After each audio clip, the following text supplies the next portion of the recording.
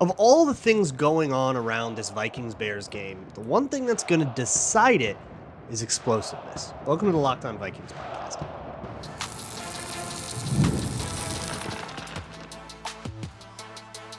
You are Locked On Vikings, your daily Minnesota Vikings podcast, part of the Locked On Podcast Network, your team every day.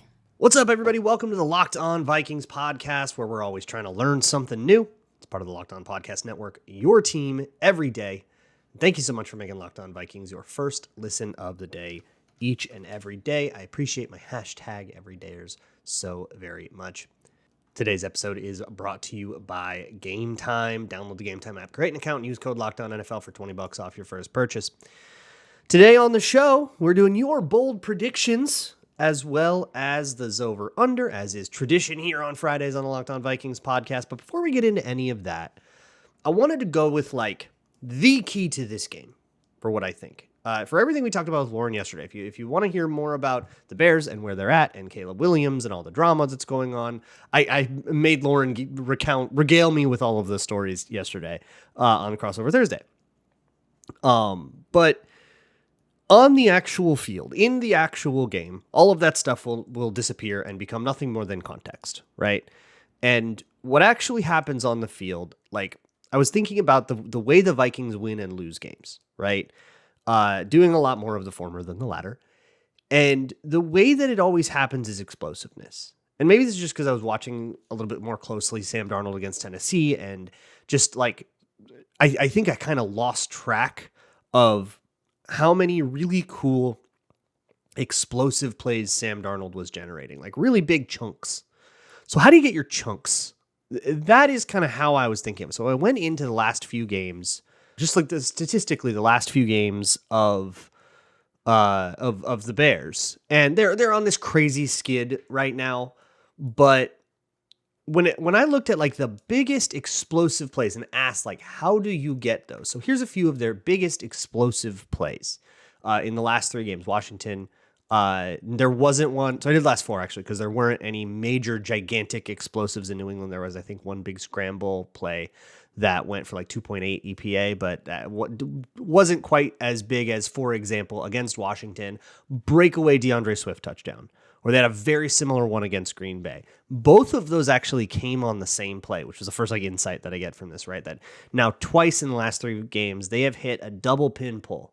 So you've got two guys from the outside cracking down on a player that's probably bigger than them. And then that allows you to get two linemen pulling and lead blocking. You toss for that pin pull, call it crack toss or double crack toss or whatever you want to call it, to the left. So that's behind Braxton Jones and whatever House of Horrors is going on at left guard. And then both of them featured DeAndre Swift making a really huge big juke. Or weaving his way. DeAndre Swift doing something cool. And DeAndre Swift has not had a good year. I don't think I'm on very dangerous ground by saying that. But those two explosives, he had a really big hand in. So there was that. There was a busted coverage against Arizona and a DPI. Those were the biggest plays. Those were the biggest moments. Compare those to stuff like the dagger touchdown to Jordan Addison. Or the go ball against Indianapolis to Justin Jefferson, the one that kind of went down the right side, set up a first and goal, plays like that. About the same level of impact in those plays. The way the Vikings have gotten those plays has been, I would say, a little more variable. The Bears, and I mean, of course, they're in a huge slump right now, so you wouldn't of course, there's not as many. But I was surprised to see how many of them were either samey or kind of not on them, or more about the defenses messing up than they were about the Bears making a play. I guess the Jordan Addison touchdown, we did have a safety fall down, right? But it was a good chunk on its own. So I guess my question becomes, how do the Bears get their chunks? And they do have a couple of shots like that. There was one against the Colts week 3 where they just send one down the line to Rome Odunze and he just wins, right? Wins a go ball. It's a much more normal way to get one. But what it isn't is what it was expected to be before the season. And I think, I don't know about you guys, I still have this like vibe about what the Bears are supposed to be this season. That's like, they're supposed to be this, like Caleb Williams is supposed to be Patrick Mahomes of the NFC, right? Where, like, you remember the Chiefs game last year that there was this 3rd and long where Patrick Mahomes was like falling away from it and threw up this crazy dime for like a 20-yard catch. And we're going, oh my God, how did we mess that up? And like just expected you to be perfect, even in the worst circumstances. And we expected Caleb Williams to come in and be that, but for Chicago, and he just isn't. The way the Bears have to generate explosives is for their stuff to work as it is intended, plan A on the whiteboard. These explosives are not coming on second reads. You know, they are coming on, this is the plan and we hit it, right? They're coming on alerts where, okay, pre-snap, I see a one-on-one that I like and I'm throwing it and I'm getting that go ball. Or we really well executed this run play, this pin pull run play to the left. And, you know, DeAndre Swift took it to the house. That's how they're getting their explosives. And it's just the texture of it is just different than I think your vibe of the Bears might have to be. They're a much more normal team than they were supposed to be. And I think for them to move the ball in this one, they have to be normal. They have to properly execute with a timing and precision that they haven't really had all year. Or, and here's the big thing, if the Vikings are going to mess this up, it has to be because the Vikings messed this up. I think the Vikings have every ability to just fall apart in front of somebody, right? Like defensively, like you think about like that 4-drive sequence against the Lions where they gave up 4 touchdowns, right? Lions are a much better offense than the Bears, but in that sequence, there were a whole bunch of screw-ups. Or the Rams game, I think, especially that the first couple drives of the Rams game, just a whole bunch of colossal screw-ups. The Vikings just melted down on defense, and the Rams were able to take advantage. So they have those meltdown sequences in them. They don't usually last all of 60 minutes, but they're there. And I think if that doesn't happen, I don't know where the Bears find their opportunities. Like, I think it has to be that way, and it has to lead to explosive gains. You need a busted coverage, someone's wide open down the field, that kind of thing. That's the way I feel about it. And then on the other side, it's the same deal, you know? Jalen Johnson's a good corner, right? He's already made some comment or other that I'm sure will be bulletin board material about Sam Darnold, like throwing having a lot of turnovers lately. Even though, okay, the one fumble that he had last week was not his fault. It was credited to him. It was the toss play thing. And then he recovered the other strip sack. But anyways, the Vikings recovered the strip sack. And then there was one where he fumbled and he was down. Ball security, maybe more of an issue on that one, but I don't know. We got out of the last one with fairly no interceptions. That's important. But, you know, compare that. Yeah, he's thrown, you know, a couple of picks, but also, you know, 245 yards and 3 touchdowns to Caleb Williams, who hasn't thrown a touchdown in America since early October. Like, the last time he threw a touchdown was the London game in Jacksonville in week 6. So, like, here's the thing. The thing about explosiveness is that it's volatile, right? You can have a game where you rattle off 10 explosive plays, and then the next week you can rattle off 2, and that's like kind of a normal way for explosiveness to go down. But in terms of who can generate explosives consistently on offense, the Vikings just have the better offense for that, bar none. So you're going to have to find the kind of tail end of the bell curve on both of these sides. Can that happen? Of course it can. It's not a 0% chance. It's just on the tail end of the bell curve. You just need an extreme outcome. But I think if the Vikings do lose this game, we are talking about some level of an extreme outcome, right? We're talking about, oh my God, they gave up a bunch of explosives, and we'll have some stat that hasn't been, you know, nothing like it has happened since 1964, that kind of stat. Or you're going to have like, oh my God, 3 or 4 turnovers. You know, we had the Sam Darnold melt. Like, we're going to be talking about somebody's colossal meltdown, career threateningly bad, like horribleness. You know, we got to bench somebody kind of stuff. And I think in all normal outcomes, everything that's kind of in the fat part of the bell curve, heavily favors the Vikings. The Vikings are not as heavily favored as they've been in the past, however, and that is what we're going to examine next on the Zoever Under.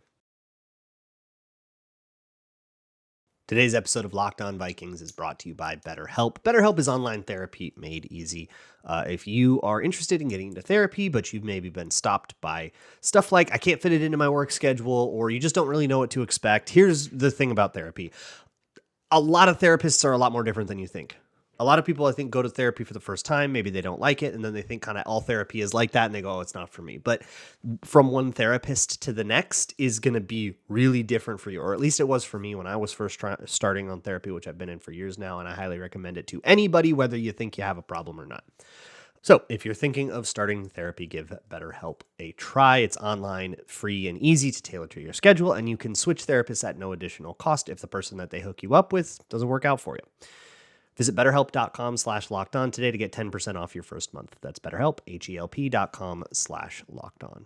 Today's episode is also brought to you by Gametime. Gametime is the best place to find last-minute tickets anywhere on the market.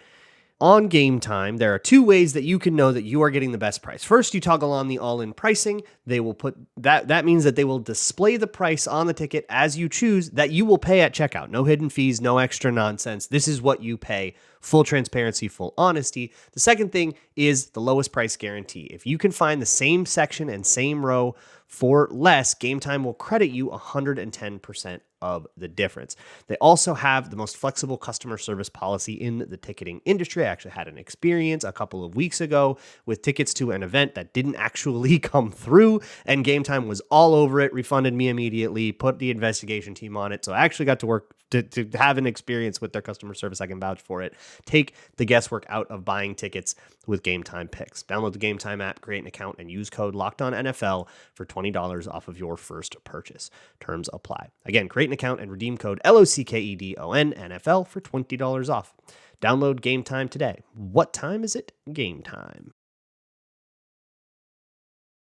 The Vikings are favored, but not that favored in this one, and we're going to go over all the details of that on the Zoever Under. So this one is supposed to be a grind-em-out Soldier Field game, huh? Of course it is. The Vikings go to Soldier Field. By the way, the Bears will be wearing their 1930s throwbacks, the white ones with the striped helmets. Vikings will probably wear their normal home outfits with the purple jerseys and the white pants. And so it'll look like a couple of games that were these absolute slop fests. The only two times that we have seen that uniform combo are the 2019 Chase Daniel game. That was the Truth to All Rumors game, where I think CJ Ham got more targets than Stephon Diggs. and there was a million sacks. And then a 2021, I think it was, Justin Fields meltdown. Matt Nagy fired soon after on Monday Night Football. Those are the two. So it's going to feel like that one.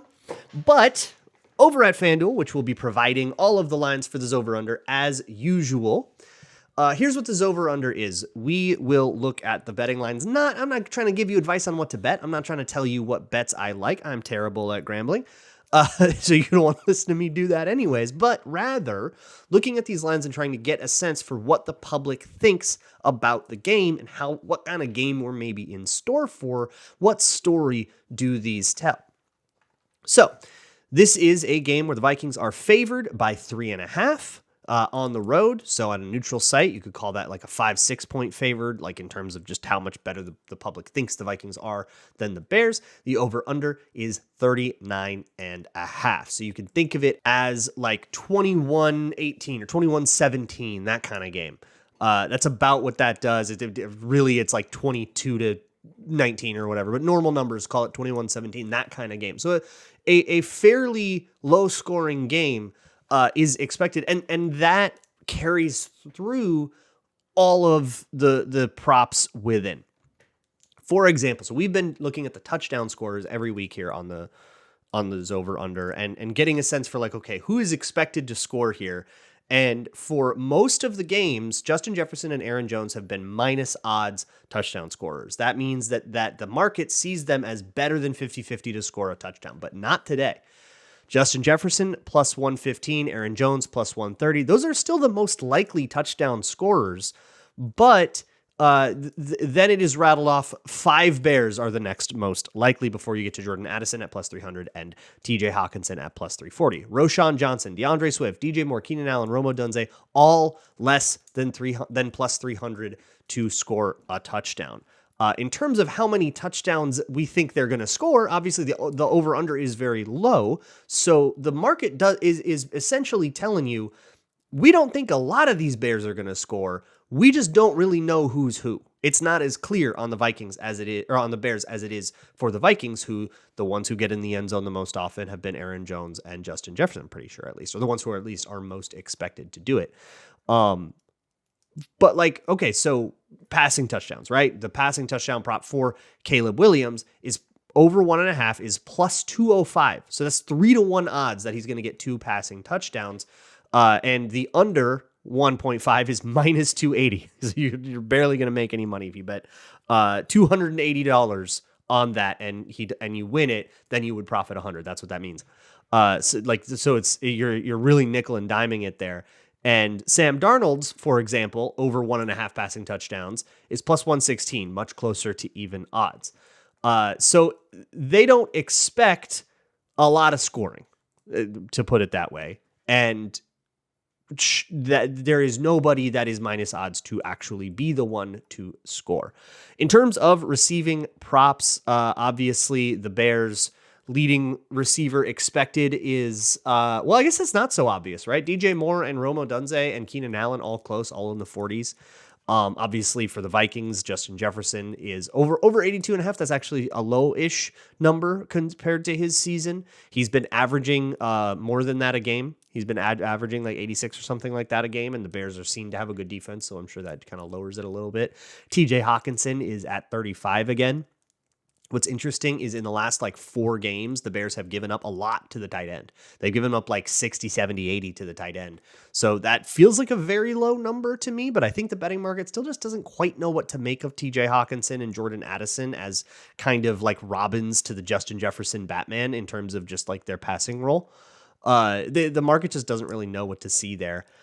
And then longest reception, the longest one is Justin Jefferson's at 25.5. Everybody else's is at like 18, 15, 17, 19, whatever, on both sides of the ball. So when we want to talk about explosiveness, the market does not expect a lot of explosiveness. Jordan Addison has had like 23 before. I mean, we've had some pretty crazy high ones on longest reception props. And of course, he's had, some really explosive plays.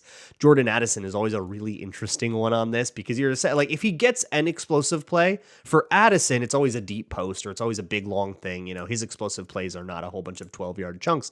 They go for it all with him, right? It's just a matter of if they hit one today or not, is basically what you're betting on, but minus 108 on over 18.5. Longest reception for Jordan Addison is a fascinating one. In terms of rushing props, they don't actually have any rushing attempts, rushing yards, or anything for the Bears. I think they're still without Khalil Herbert.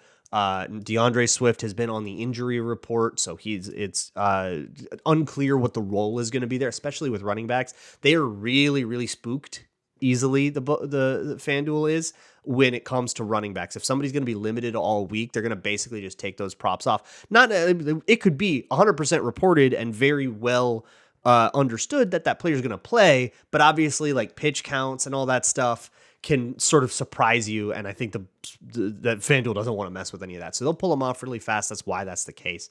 But Aaron Jones, if you're into it, 15.5 rushing attempts is plus 106, so that's actually better than 2-1 odds, and or higher than 2-1 odds, longer than 2-1 odds.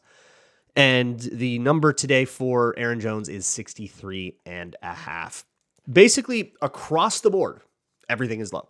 That's what it is. But you know what? We don't have to guess because we have clairvoyant rabbits. This is the other part of the Zoever Under, is that Zostradamus herself and also Ziti, who is also participating, gets to pick the game. And here's the funny thing about it. By the way, if you're just an audio listener, I'll narrate what the rabbits did. But if you are watching on YouTube, you get to see them actually do it.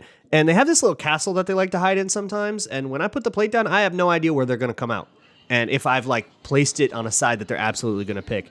So they came out a lot further to my left than I thought. And that's where the Chicago Bears were. That's part of it. That's part of the magic of the rabbits. So they both pick the Chicago Bears plus 3.5 on this one. And we will move on there. Zoe is 7-2 in this game right now. She has been absolutely on fire, as she always is. We've been doing this for 3 years now with Zoe, and she can't go wrong. She's Zostradamus for a reason. ZD at a much more meager 3-6. That'll do it for the Zoever under. Now let's get to your bold predictions. Today's episode of Locked On Vikings is brought to you by Bilt Rewards. Hey, are you a renter? Are you frustrated with your money getting flushed down the toilet every month, not going to anything, not building any equity? Bilt is a way for you to mitigate that. You can earn points on your rent payments. Those points can be transferred to a number of different things. You can earn points to book your next flight, or even earn points on your next rent payments.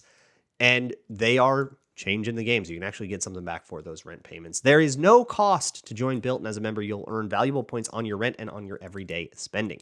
Bilt points can be transferred to your favorite hotels and airlines, and even the ones you haven't heard of. There are over 500 airlines and 700,000 hotels and properties around the world you can redeem your Bilt points toward. Points can be redeemed toward a future rent payment and unique experiences that only Bilt members can access. So if you're not earning points on rent, my question is, why not? Start earning points on rent you're already paying by going to joinbilt.com/lockedonnfl. That's joinbilt.com/lockedonnfl. Make sure to use our URL so they know we sent you. Joinbilt.com/lockedonnfl. Start earning points on your rent payments today. Oh, what's in a bold prediction? I almost went into a sailor shanty there. That could have been bad. Let's not do that. And instead, look at our bold predictions. This is my favorite part of the week because you guys are absolutely insane.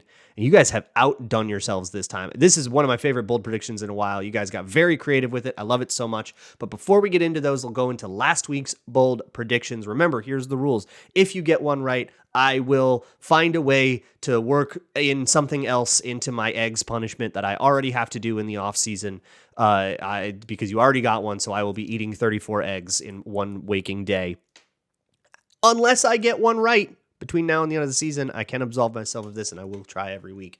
But we'll look at last week. Adam Oz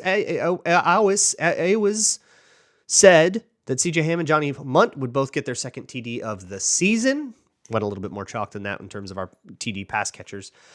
Sam Hughesby, well, I guess it was Cam Akers, so that's actually not too chalk. And then a Sam Darnold sneak, but then the Addison one too. Anyways, Sam Hughesby said that there would be 3 straight plays with a turnover, Titans to Vikings to Titans. A very reasonable way to go by like trying to go the turnover route, but both teams actually protected the ball a lot better than that. You had the toss debacle at the beginning of the game and then the stupid interception at the end where Will Levis had kind of finally broken in half. But other than that, like it was fairly clean in that regard, at least. A lot of penalties though. Shadow said that the last time the Vikings played the Titans, they averaged 7.5 yards per play and lost. So in honor of that, the loser of this game would have at least 7 yards per play offensively. In the spirit of things, the Titans actually did have a higher yards per play at the end of the day.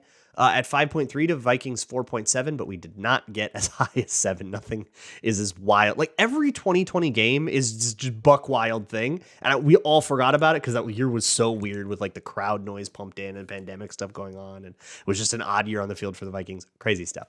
Worth rewatching, I think maybe soon. Paul Is Life says that the Vikings would win 50-42, the approximate coordinates of the Ocean Gate Titans submersible. A more normal score that we got there. Six Pack said that multiple Vikings would account for 175 or more yards from scrimmage, which happened last time.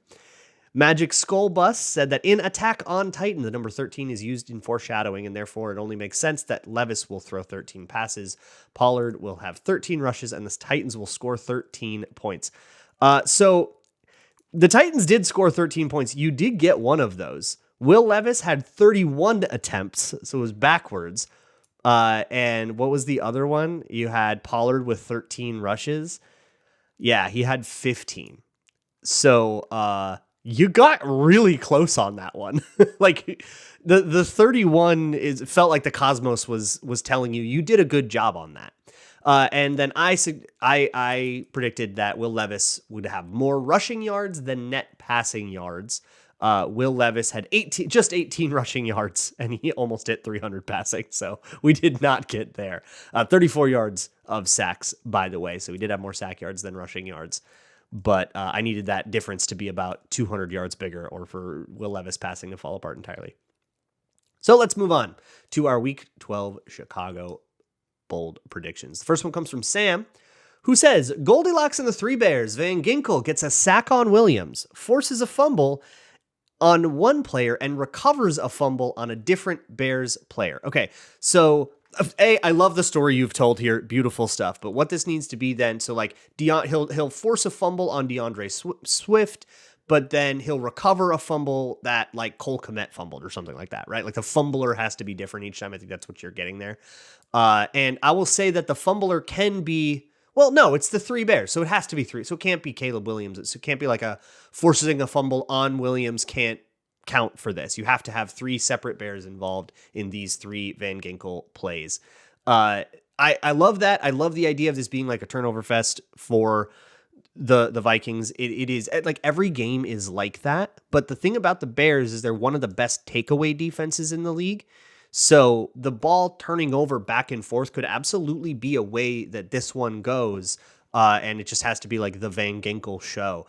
Ginkel probably gets the right side with Darnell Wright a little bit more, and Jonathan Grenard will get Braxton Jones on the left. I'm going to guess that's the way they do it. It's never a monolith, though. They'll rotate those guys around a little bit of each, but Braxton Jones is the more worrisome player, according to Lauren, at least.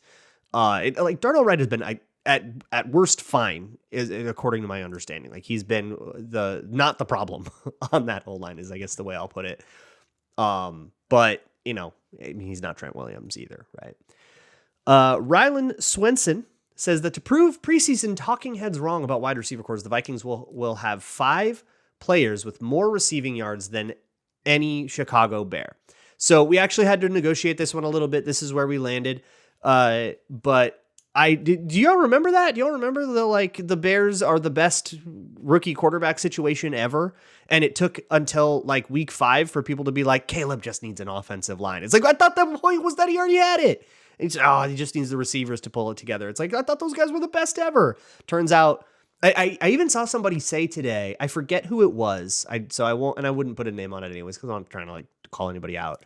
But I saw a take that was like, I remember it was a national person, like a national media podcaster or something like that. That was like, if Caleb Williams were just on the Vikings, he would be so good. Maybe or was it Luke Inman on the football party? Maybe we talked about it on the football party this morning, on Thursday morning. Regardless, it's like very funny to start hearing that take and having it be like very obviously true, when the whole thing about it was that the Bears were like this perfect, made to order place for a rookie quarterback to go. But that's none of my business. So this needs a lot. You need 5 different Vikings to out-receive the leading Bears receiver. That's going to be the way it is. So the Bears offense really needs to collapse here, and the Vikings need to dish the ball out quite a bit. 2014 Weird Twitter Reunion says the Bears will score under the highest wind recorded at Soldier after some negotiation about what this could be, because if there's a 20-mile-per-hour wind, this is suddenly not that bold of a prediction. And in fact, on FanDuel, the Bears total is 17.5. So like with a reasonable enough gust of wind, and that kind of thing can absolutely happen and not be that bold, this suddenly becomes a really easy prediction. So I said I'm capping it at 12. If there is at least 12 mile per hour wind, we will say that 12 becomes your, 11.5, or I guess it'd be 12.5 becomes your amount. We'll cap it at 12. No, it's under. So it'd be under 12. So 11.5. Yeah, under 11.5. Magic Skull Bus says that the Chicago Bears were founded in 1919 by George Halas in a type of game that has to happen eventually because we are the Vikings. Caleb Williams will go 19 for 19 on his first 19 passing attempts. He'll Jared Goff it, 19 for 19. That would be a level of consistency and execution that the Bears simply have not even close to shown yet this year. But sure, man. I mean, the Vikings have a weird enough defense that if you do find something that works against them that you're satisfied with, they will sit back and let you like rack up a million 4-yard completions. They're actually kind of happy to, and eventually just hope that you screw up. But that would be quite the level of consistency. Derek McCabe says that Dallas Turner will have 3 unblocked sacks in tribute to DJ Wanham. I feel tempted to open this up to anybody. I think if anybody has 3 unblocked sacks, I'll give this to you. I don't think it has to be Dallas Turner because I don't know how much Dallas Turner is even going to play. And I think it's a little more fun if like this could be Ivan Pace, right? Like unblocked, untouched. Nobody was responsible for you. They busted the protection, and the Bears do bust protection. So there is a world here. Andy G says that the Vikings tie the single game sack record by a team set by the 1952 Eagles with 14. That one feels a little untouchable to me, but that's why it's the bold predictions, not the sensible predictions. Okay, here's mine. Caleb Williams has had some bad days. I think this will be his worst day yet. This is my bold prediction that Caleb Williams will have his worst day yet. This is very bold. It's simple, but it's very bold because he opened the season with probably what will be the worst game of his career when all is said and done. Less than 93 yards passing. Or he had 93 yards passing in that game, 48.3 completion percent. In another game this season, he had 7 sacks, so we'll have to get more than that. He's had a 2 interception game. We'll have to get more than that. And of course, 0 touchdowns. I need to parlay all 5 of those for this bold prediction to hit. This will be the unambiguously worst game of Caleb's career across those 5 metrics. And it's not the same game across all those 5 metrics. So it has to be worse than the worst game in that metric for all 5 of them. That is the bold predictions. That's going to do it for this week of Locked On Vikings. I will see you all on the postcast on Sunday with Luke Inman, Sam Ekstrom, Ron Johnson. We'll be live on the Locked On Minnesota Sports YouTube channel right after Triple Zeros. And then, of course, we'll have our shows all week as normal. Might get a little weird with Thanksgiving next week. We'll talk about it. Might not have a full week of shows. I'm sure you understand. So we'll see what is happening there with holiday schedules and all that. We'll get to that when we get to it. For now, enjoy the Bears game. Love you. And as always, Skol.